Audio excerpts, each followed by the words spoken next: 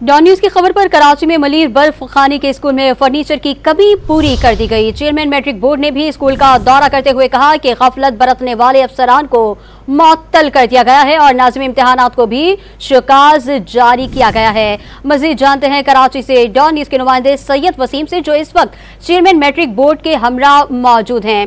वसीम, क्या कहना है चेयरमैन मैट्रिक बोर्ड का?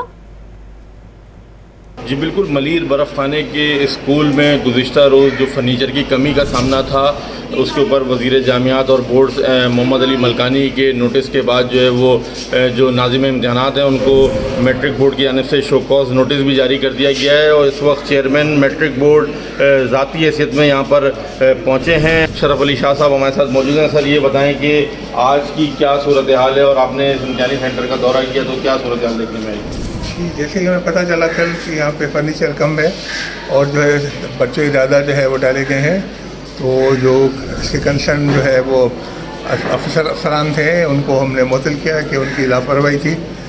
चाहे जो है हो सकता है वज़ीर जामियात खुद भी इसकी कोई इंक्वायरी करें। हमने भी इसके बारे में जो फाइंडिंग्स थी वो भेज दी हैं उन्हें। यहाँ पर आपने चेयरमैन शरफ अली शाह साहब की बात सुनी और जो सेंटर में आज यहाँ पर फर्नीचर जो है वो पहुँचा दिया गया और तालबात जो है वो फर्नीचर पर बैठकर सुकून से अपना पर्चा हल कर रही हैं। जी